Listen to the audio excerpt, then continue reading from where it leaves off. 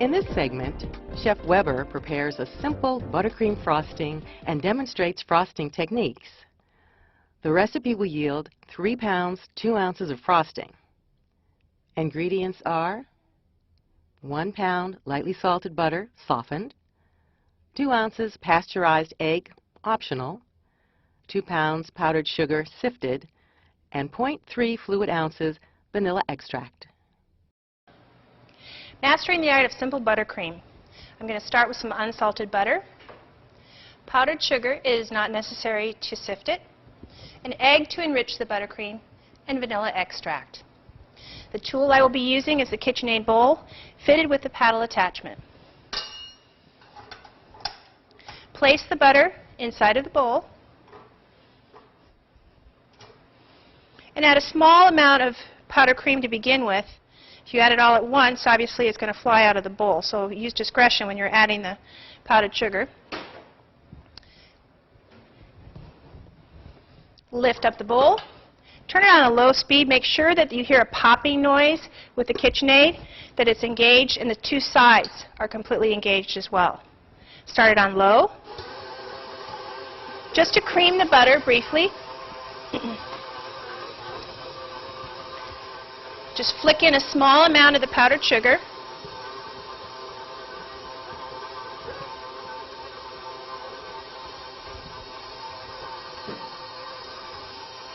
And intermittently, while you're mixing it, you're going to need to go in with a rubber spatula and scrape down the paddle because the butter wants to pull around the paddle. Again, add a little bit more powdered sugar to the butter.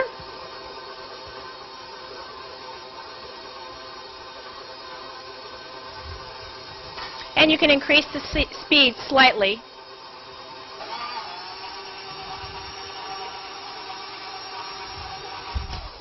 I'm going to scrape down the paddle.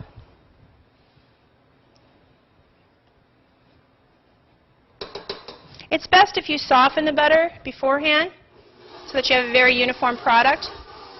Mine has been sitting out for about an hour and a half to come to room temperature.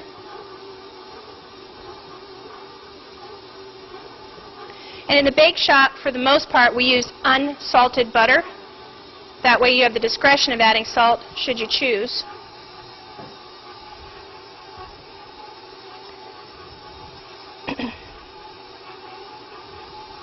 And you can see that the icing is starting to come together. Sugar is creaming with the butter. At this point, I'm going to go ahead and add my egg. And again, it's to enrich the buttercream. It's an egg and a white. Because this is not cooked like an Italian meringue, I would strongly recommend using pasteurized eggs. They definitely affect the elderly and young if the egg hasn't been pasteurized. Those can be purchased regularly through your produce department. Continue to add your powdered sugar. And again, it's time to scrape down the bowl to get even mixing.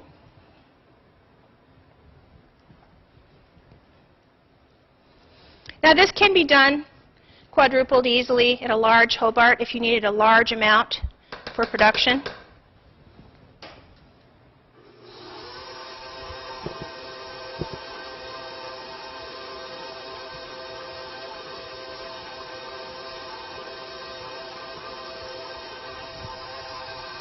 I'm going to go ahead and add the vanilla extract.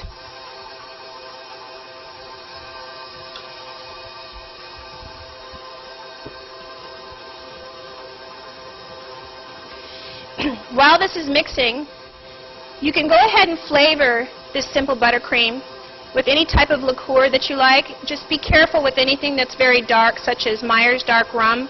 It will discolor the buttercream. So typically you're using a Grand Marnier, a framboise, which is a raspberry liqueur. If you wanted to use any flavoring agent, such as an orange extract, a peppermint extract for the holidays, and that could be added towards the end just to fully incorporate.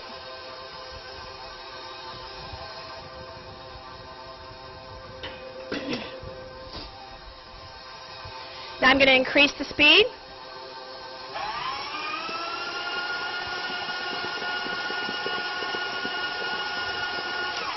again, I'm going to scrape down to make sure I have a uniform product.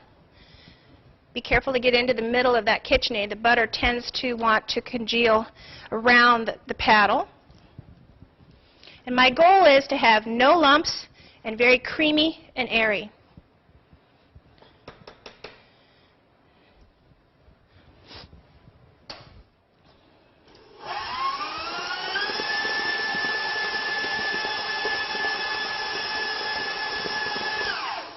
And that's it. It is generally preferable to make your buttercream right before you need to utilize it so that it's soft and easy to use on the palate. There's the finished product. You can see it's very creamy and easy to work with. Once you refrigerate this product, it does become a little bit more difficult to work with. You may have to put it over a bain-marie or leave it set at room temperature to soften. Now we're going to move to the grand art of assembling a cake. I have two methods for you today. The first one is the classic free-handed method. This is a 10-inch genoise that's been baked off. I'm going to take my paring knife and go around the edges.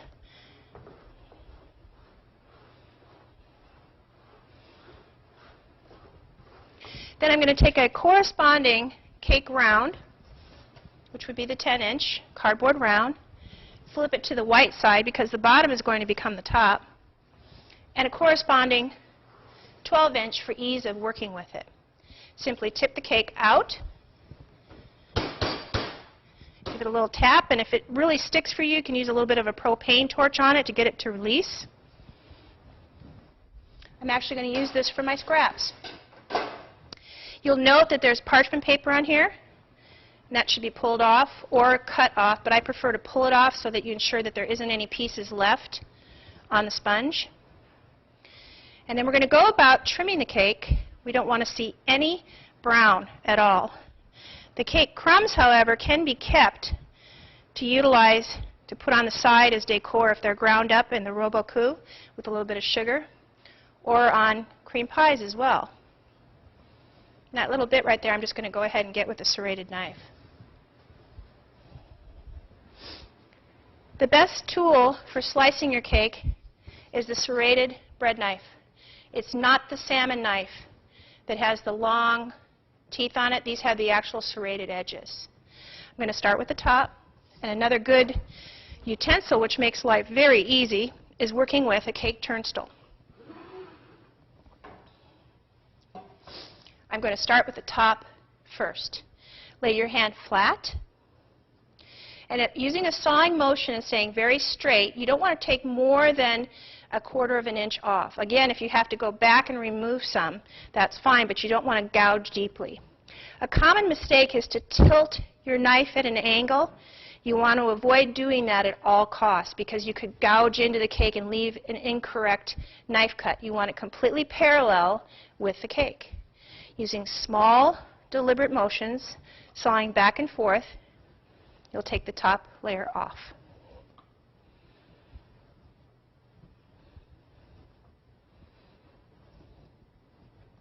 Remember, you can always go back if you've missed any, but I didn't. Ta-da! The next thing I want to do is deal with the sides. Some people will do sort of a stop sign effect on it. I have a more preferred method that I like to use, and I'll demonstrate that right now. Mark your cake, and if you have visual issues, go ahead and look to the side. And I'm after 3 layers that are approximately a 1/2 inch thick. I'm going to make the same type of sawing motion with my hand. The hand also helps me feel where the knife is positioned at. I can feel if I'm starting to go upward or too downward. It's also a stabilizing motion for the cake. Definitely preferable to use a turnstile. You see how easy this is making it for me to go around in a circle? If it's stationary, that can be quite difficult. For this process, you should have plenty of cardboard rounds on hand. And again, use a corresponding cardboard round. Slide it gently under, and it supports the first layer. Now onto the second layer. Same procedure. Now you'll notice, hopefully, that I did not try to struggle with the top part first. It's very difficult to judge how much of that top layer to take off. If it's flipped on the bottom, I know that I have 2 excellent layers. Should you have an issue where one of your layers is not as stable, you can always reverse it, where the most stable layer should be on the bottom, the weakest layer in the middle, and again a very stable layer on the top. Slowly slide your cardboard round again, and there's the second layer. And now my final layer. I'm not worried about the bottom. Again, I can keep those scraps. If you have a large volume kitchen, they could also be turned into the classical rum balls, which is nothing more than leftover Danish bear claws, bakery product mixed with frangipan or almond paste, and then again rounded up with ganache. It's a nice way to save some food cost. And my final and third layer. And they're all actually quite lovely. I don't need to worry about making a choice of which one is the most sturdy. These will be saved again for rum balls or for any cake scraps. So I'll go ahead and retain that. Just brush my crumbs off. Please keep your work area very free of any crumbs. When I'm doing a wedding cake production, I'm always aware of the fact that I do all of my white cake first and then my chocolate cake, so I don't have a mess to deal with. White's always less messy than the chocolate crumbs. But keep your area very clean and tidy. One of the reasons for doing that is not just being a good pastry chef, but also those crumbs can later pick up onto the buttercream. I've chosen to show you a second buttercream which is already made up. It's one of my favorites. It's an Italian buttercream. This one does have the egg yolk has been cooked and the egg white. I started out with an Italian meringue. I made that to 240 degrees, and it was slowly drizzled down the side of a bowl into the egg whites with butter eventually worked into that. And it is in your On Cooking book, the recipe for the Italian buttercream. There's a noticeable color difference. It's a little bit more creamy, which many brides prefer for a wedding cake. And then the simple buttercream is a little bit more enriched and golden looking. Now for the assembly, freehanding it. For the sake of clarity, I'm not going to put a filling in this, but I will for the secondary cake I'm going to teach you. But the process is exactly the same. I need first to take off the brown edge. That again is a no-no. So I'm going to take a paring knife and simply turn. You could put it back on the pedestal if you wanted, but it's just as quick to do it on the board and have contact with the board. Take the edge, but not too much, of the brown off. Again, these scraps can be retained, should you wish, or simply discard them. Lift that up, and that's layer number 1. And being a good chef, you want to complete all of one process at once. I'm not going to go back and repeat this. I'm going to, again, keep my work area very clean, so even though I'm not ready to use these next 2 layers, I'm going to repeat the process for the additional 2 layers. Now the cake base that we're using is a genoise, which is a French sponge cake. They tend to be on the fair dry side. They're a very cost-effective cake, a basic for the classic kitchen and the pastry. So I will be using today simple syrup, which is nothing more than 2 parts of water to 1, or 2 parts of sugar to 1 part of water. That can also be flavored, again, with Grand Marnier, a little bit of lemon juice, any type of liqueur that you might want, or it can simply be used straight without any alcohol in it. And there again, getting rid of the crumbs. Now, freehanding, the bane of every pastry chef's existence. I'm now going to take the smaller coordinating round, take a small amount of whatever frosting, for the sake of clarity, we will be using the buttercream, and put it in the middle of the cake, not toward the edges.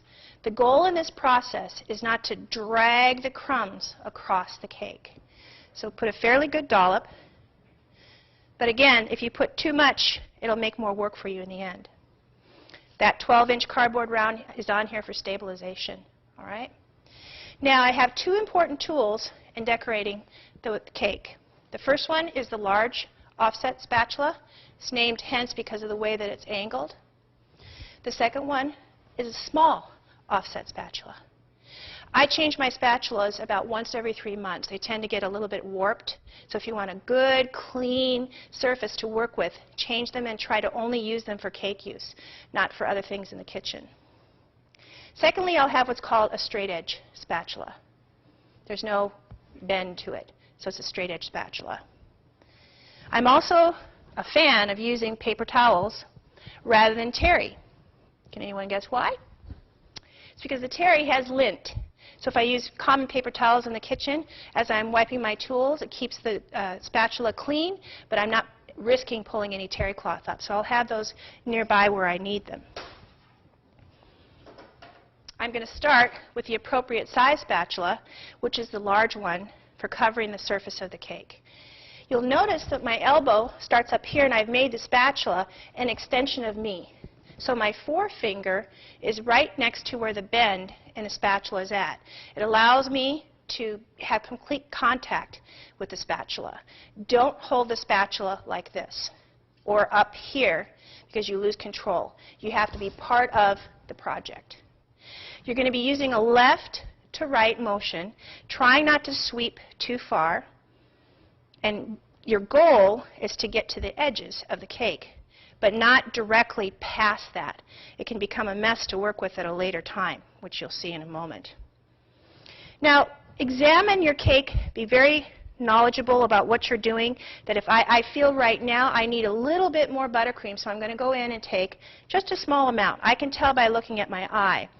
I'm an experienced pastry chef. If I was a novice, I might feel free, even comfortable, to bend down and look at the level, or to walk away from the cake to get a good view of exactly what's going on. I frequently do that when I'm inspecting a wedding cake.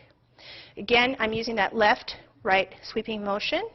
Got my finger attached to the whole project. And the thickness depends upon you, whether you're using a Bavarian cream, a mousse.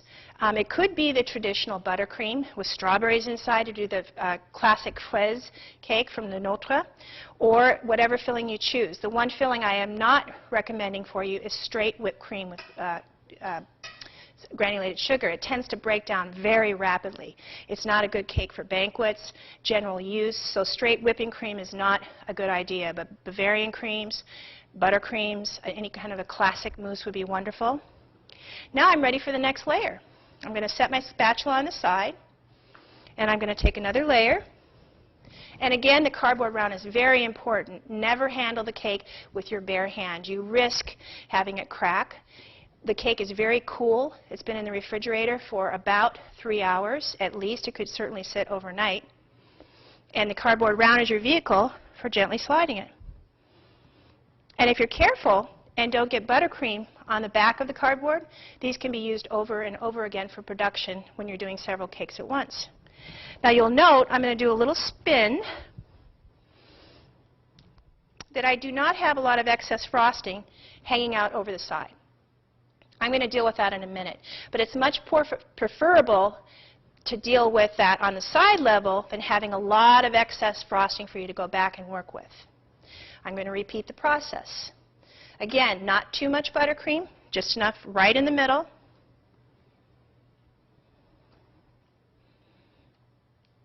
My tool of choice is the offset spatula again. And my finger goes where? Right on the edge, attached to my shoulder, that it's a part of me, similar to when you use a knife skill. And again, a sweeping motion left to right. And my goal is to get to the edge of the cake.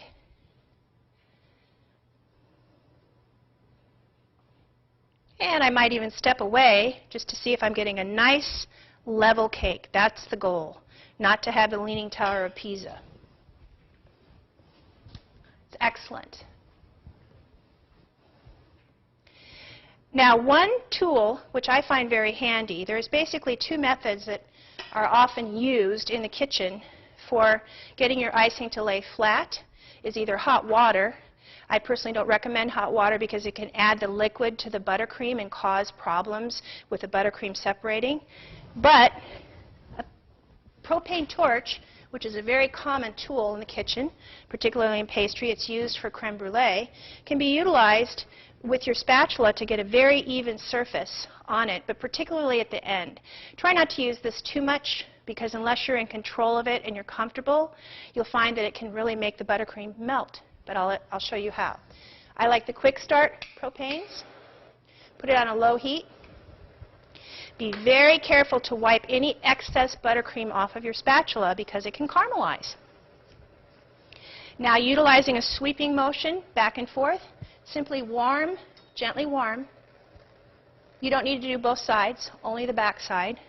And you'll note that it makes a perfect level surface. The butter is literally melting. So it's really nice and level. There aren't any air bubbles. And that's one way, but it shouldn't be used overly. It actually can complicate the process. We'll be using that at the end to polish up the cake and make it look really great. Last but not least, and again, if you wanted a taller cake, you could have thicker layers of Bavarian cream, but it's the same process.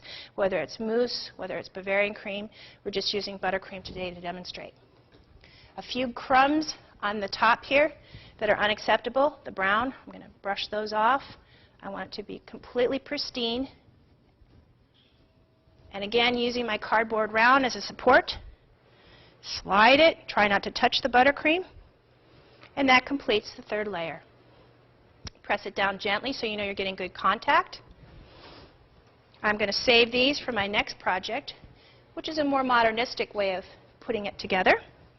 Again, I'm going to keep my work area very free of crumbs at this point because now I'm going in for the grand finale to actually ice the exterior. Same process. I'm going to start from the top and finish with the sides. So if you think of a three-step process, bottom, middle, and top, consistently starting from the side, works from the beginning to the end in the middle here. Where a lot of novice pastry chefs get into some trouble is trying to move back and forth from the tasks. Stay to the task at hand, that you do your layers. We're going to do the exterior part last. I'm going to take my buttercream, again in the middle. If you wanted chocolate buttercream, you could have added the addition of melted chocolate. You notice my work area is very clean. You're probably wondering, when is she going to use that other spatula that she talked about in a minute? I'm still utilizing only one tool, the offset spatula. Again, a sweeping motion.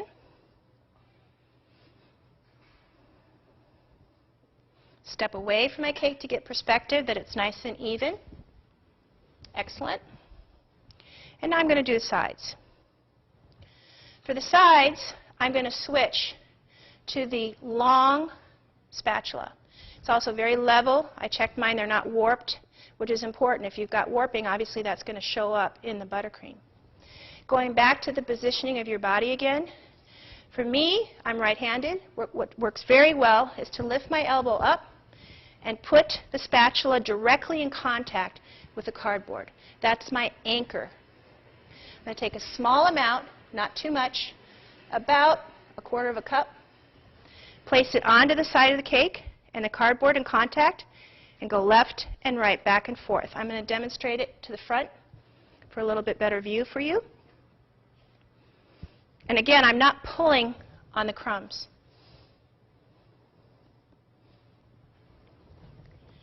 When you're doing an all-butter buttercream, it's essential that you really don't have those crumbs. If you're covering this with fondant, rolled fondant at a later date, it's not quite as essential. I'm repeating the process, just working my way around the cake in small increments. At the end, I will do a spin turn with the propane torch. But for now, I'm working as slow as a tortoise, very patiently, and concentrating on the level. Again, my elbow's up. It's straight down, and note the position of the spatula, that it's straight up. It's not bent. And I'm also not cupping up over the cake. Simple, straightforward moves. Repeating the process. Again, straight up with the elbow. The spatula is a part of me. Got my forefinger just like on the offset.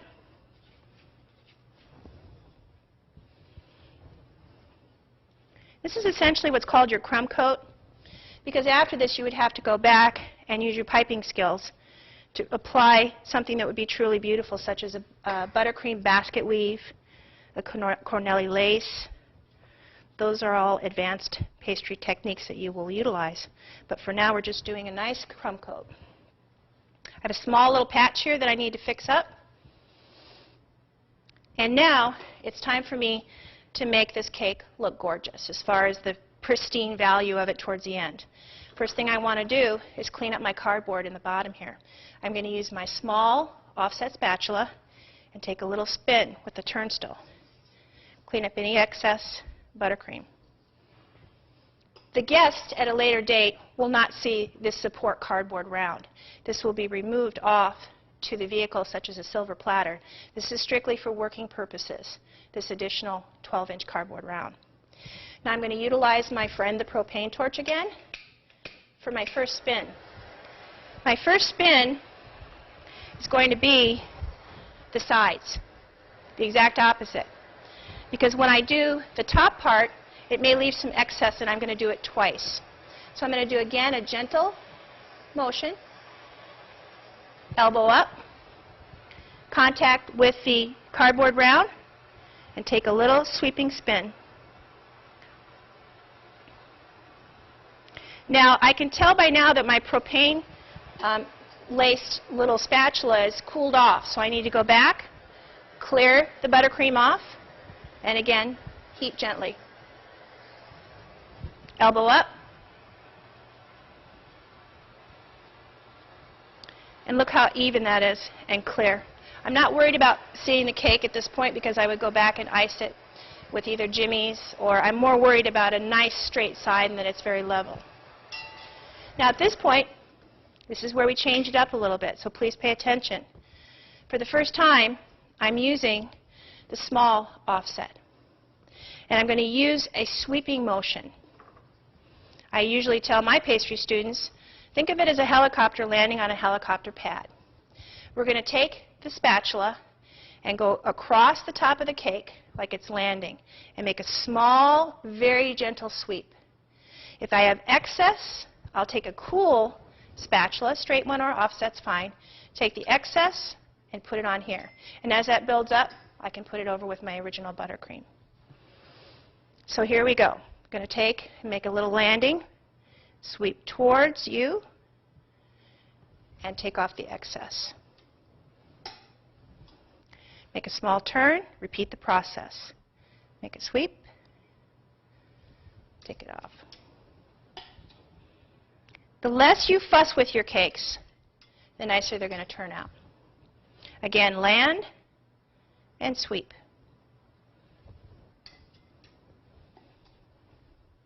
Land and sweep. Now, if you are a novice designer, I would suggest putting a smaller bowl of the buttercream off to the side rather than contaminating your very large bowl, so that if you have any dark crumbs from a chocolate cake, that can be an issue. Land and sweep. I'm not putting any pressure on the cake whatsoever. It's a very mild, gentle sweep that I'm using. And of course, the best way to learn how to ice a cake is do it over and over and over and over and over again. Again, land and sweep.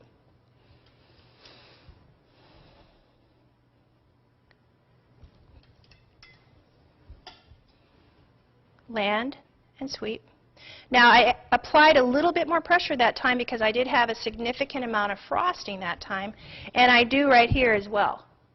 So I'm going to add a little bit more pressure. And last but not least, land and sweep. Now I have two finishing touches left. Again, I'm going to clean off any excess buttercream on both my spatulas. If you need to dip them in hot water, you can do that as well. And I'm going to start with the top first. Propane torch. Do you remember? Gentle sweep. And I'm going to take the top and line up my spatula right with the rim of the cake. And take a sweep. If I feel I need to reapply the propane, I will. But less is better.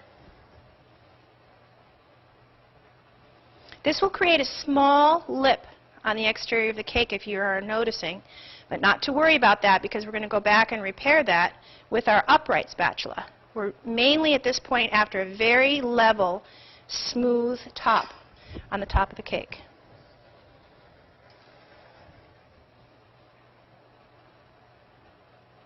There are many borders that you can experiment when you finish, a star border, a running teardrop. And if you have a small patch that you need to fix, it's bothering you, you can always utilize your small offset. Come in, I'm going to repair this little tiny patch because I'm a perfectionist. I want that completely level. And now I'm going to go after the sides. Again, clean spatula. Gently sweep. I'm going to give it a little bit more heat this time because it's my last time around. I'm really going to extend the pressure up towards the top of the cake by angling it slightly because I want to get that lip to have a clean edge on it. You'll notice too the positioning of my fingers underneath the turnstile. I'm simply spinning with 2 fingers underneath the turnstile. I'll show you both ways if you're left-handed. Keeping that turnstile moving, I'm not using my thumb. Just simply spinning with 2 fingers, or 3, whatever comfortable for you. Now at this point, I'm going to take the cooled spatula and finish off the edges slightly rough. And again, I'm going to do my sweeping motion, but it'll be much less because I'm just kind of dictating a little bit of a cleaner lip, so I won't have a lot of excess frosting.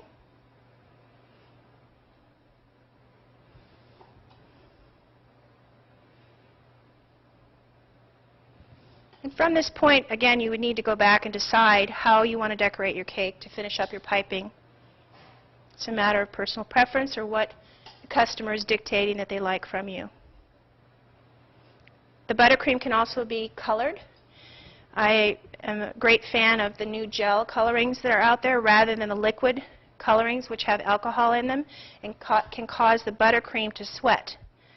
So the new gel food colorings that are out there are excellent. Try to stay with colors of nature if you can.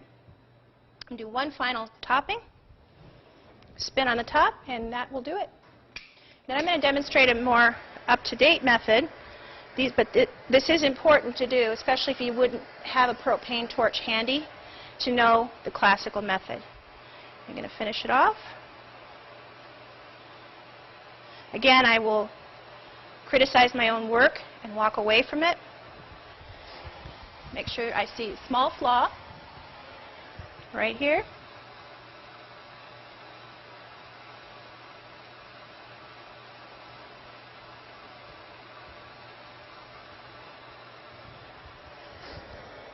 And this is all ready to have a beautiful basket weave frosting, a border of hearts, any type of frosting that you want to complete the cake with, but this is a basic crumb icing, so you're ready to go. Now the secondary way to do it, move this off to the side. It's a little bit easier and definitely more applicable for production. The same system, cardboard round larger than the cake itself, and I'm using what's called a flan ring or an entremet ring. It doesn't have a bottom. You can do this same process with cake pans. There's no difference. I just simply wanted to demonstrate the 2 varieties. I'm going to take the exact size cardboard round that fits the cake and push it down into the entremet ring. Now what I'm going to do is take some ready-made genoise rounds. We actually prepared these off of half pans, but they can be done in a cake round as well. I'm going to repeat the same process. I need to take off any darkened area. It's unacceptable. That can be kept, all the crumbs from it. And I'm going to judge the size of this. Again, I need a little bit of a rim on this one, about 1/4 of an inch. So I'll use my cardboard round as my guide rather than my eye. The paring knife, and this is the cut I'm going to make about 1/4 of an inch thick. This is necessary because we're going to do something fairly contemporary in that we're going to utilize a piping bag fitted with a number 806 tube. I'll show you the size of that in a moment. It's a standard tube. It's a round tube as a vehicle to get the buttercream onto the cake. This one I am going to fully assemble using raspberries and a delicious Tahitian vanilla buttercream filling, or pastry cream filling. Again, the cardboard round is my vehicle. I'm not using my hand, and I'm going to slide it into the entremet ring. There is that 1/4 of an inch border around the flan ring.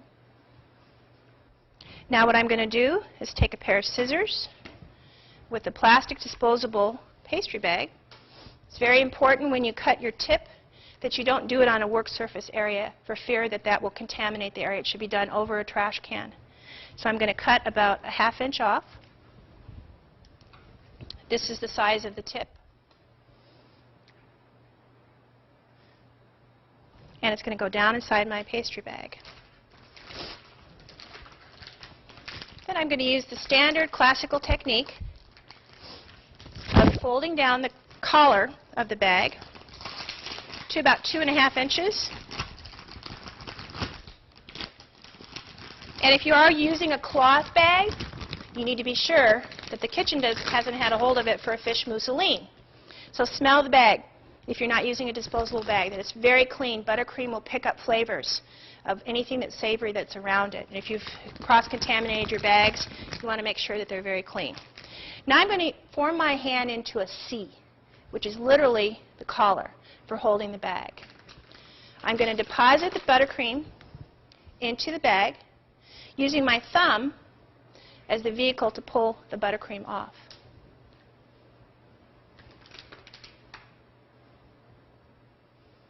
Don't fill more than a 1/2, otherwise it's awkward to work with the bag. Next I'm going to give the bag, I'm actually done with the propane torch for a while now, a little snap, thereby putting all the buttercream down into the bag. Now I'm going to work in an accordion method across the bag, squeeze and deposit that filling down into the tip. Again, I'm right-handed, so I'm going to twist towards myself till the bag is very taut and full. Now what I'm going to do is go back to my cake, working either towards or away from yourself, whatever works best for you. Start to pipe very evenly with a controlled pressure on your bag, about a 1/2 inch rim on the flan ring directly against it.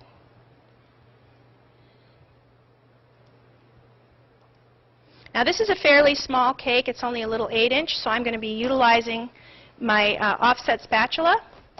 If I had a small 6-inch cake, I would utilize a little spoon from the kitchen. Again, I want to keep my area, my work area, very pristine. All my crumbs should be kept away from the cake. And I'm going to take my delicious Tahitian vanilla pastry cream filling, and I'm going to deposit a small amount of it, enough to fill up to that rim with the cake.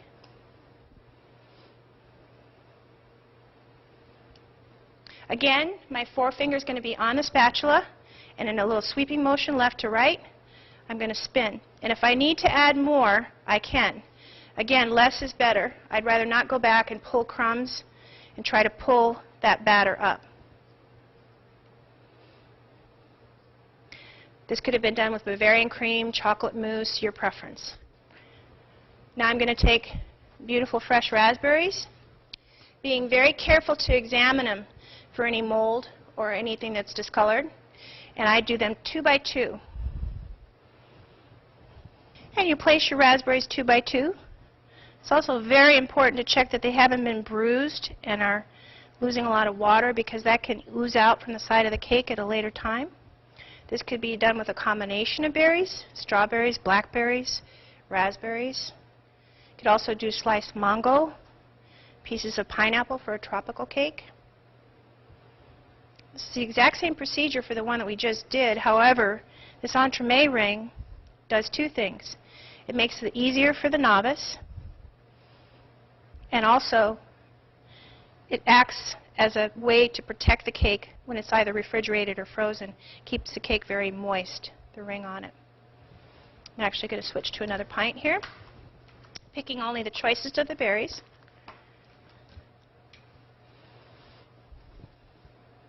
Again, use your turnstile to help you.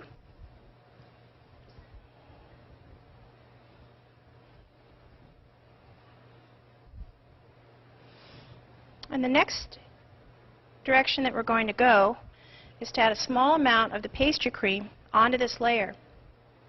And then I'll trim either another layer or my final layer to complete the process.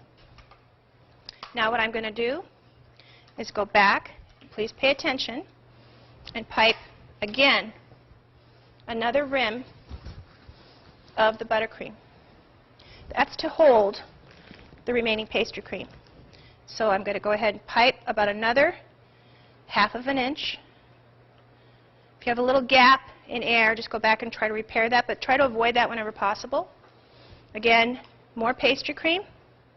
At this stage, with the berries in it, try not to press too hard on the berries because you can increase breaking the berries and damaging them. So you want to use a very light touch. The pastry cream, unlike the whipped cream, is a much more solidified filling that you don't need to worry about it getting runny or thin.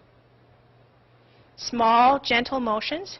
Do not extend past the buttercream. Stay within the realm of the buttercream right there, because later on we're going to be using the propane torch to release this entremet ring. So whatever your filling is, whether it's a Bavarian, a mousse, or pastry cream, you stop at that 1/4 inch. And my final layer is going to be either the bottom or the top, depending upon your preference.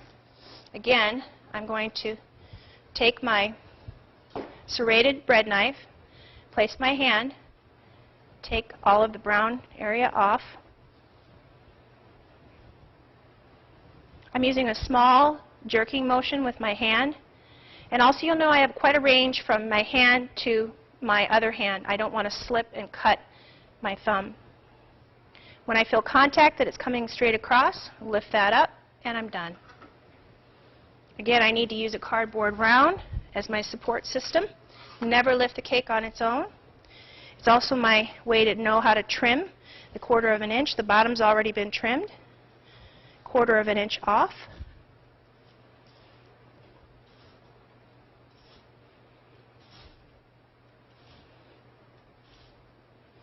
Save those crumbs if you want, or just dispose of them. Your choice. You're going to get a very clean looking cake, and this is a preferred method of many pastry chefs for something that really requires a very razor edge, such as a fondant cake. Slide that with support. Give it a gentle push. And you're going to complete it. I'm going to need, I can tell by the volume in my bag, a little bit more pastry, or a little bit more buttercream. Make that C in contact. Pull it up. Snap the bag. Pull it down. Push it till it's taut. And again, complete, but don't come up over the rim. Simply flush with the rim. If for some reason you haven't eyeballed it well, here's a little trick. At this point, this is ready to go to bed in the refrigerator or the freezer overnight. The refrigerator overnight, the freezer not so. You're going to take your clear wrap and cover it. I've got it right here underneath my crumbs.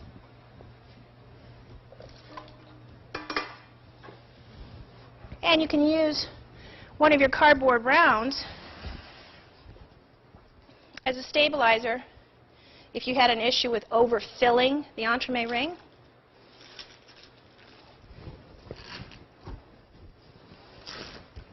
Just take your clear wrap, Put it over the top. Make it nice and smug. Now, if you chose to, you would lightly put a bit of the simple syrup on the cake, but I chose not to. The cake felt very moist to me today. But it would not go on this last layer because this becomes the bottom. And then what I'm simply going to do to get a real level flush on it is take my cardboard round, give it a gentle push, and I'll have a perfectly level cake. We're now going to complete the more contemporary version of assembly for cake. Remove the film wrap. Cake's quite firm. It's been in the freezer. Simply turn on your propane to a low flame, not high. And then what you're going to do, being careful not to set the cardboard paper on fire, gently sweep your propane torch around the entremet ring, which is stainless steel. You'll notice that it will start to have condensation on it. That's a good hint that it's ready to come up. Don't overdo it. It's better to go back and finish it if you can. Need a little bit more. I'm going to take a paring knife, come down, and just seesaw around the entremet ring. It's best not to do that until you've given it a little bit of heat with the propane torch. If you do, you could risk the buttercream splitting and cracking. Once you've come full circle, repeat the propane process.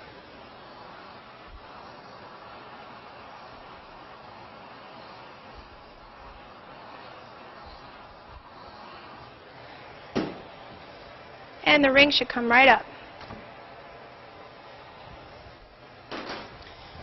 If you wish, while the ring was still on, you could do the top and have it completely level, but I wanted to re-demonstrate how to do it freehand. Take some very soft, freshly prepared buttercream on the top. Again, repeating the process that we did with the classical. Try not to go over the edges. Hold the cardboard with your thumb for stability.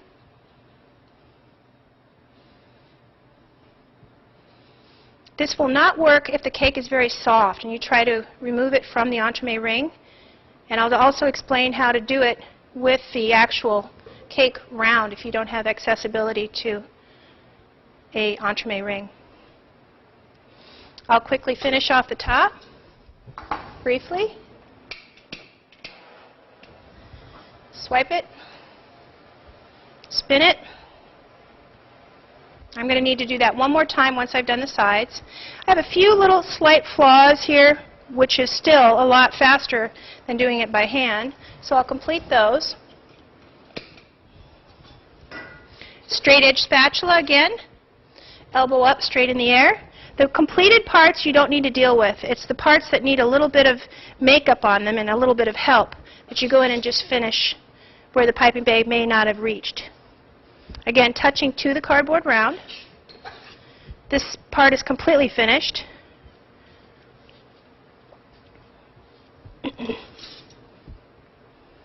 Essentially what's happened with this method is I've taken about 10 to 15 minutes away of decorating time by letting the entremet ring be the ring and the mold for it. Much straighter edge than when we freehanded it. Give it a significant amount of heat. Again, utilizing the paper towel to take off any excess buttercream so it doesn't caramelize.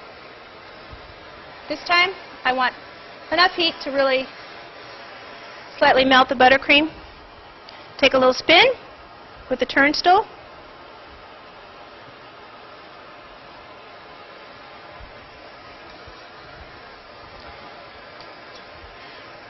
Follow up with the sweep method that I taught you earlier.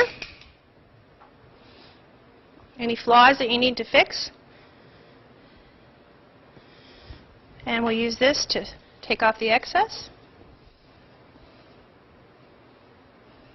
Sweep, push, sweep, and push. It's a very quick process when it's already been done for you. Finish up with one more spin of the propane torch and you're done. Of course, there's a myriad of ways that you can use to decorate this. Croquant, jimmies, chocolate curls with a classic Black Forest.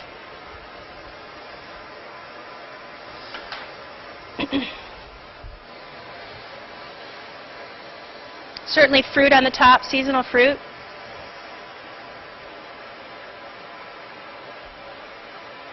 And the buttercream's responding very well because it's cold.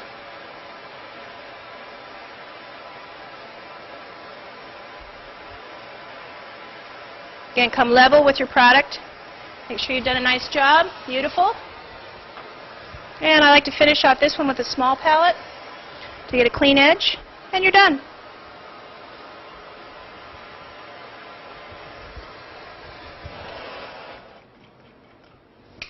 I'm going to set this aside and just talk briefly about the same process so it's made clear with the actual cake round as opposed to the entremet ring. The cake will be assembled in here just as we did this. However, this will now become the top. And you'll have a cardboard round here. Flip it. And you'll need to torch it on the top as well, not just the sides like we did the entremet ring. So if this is a more readily available piece of equipment rather than the entremet ring, you can use these as well.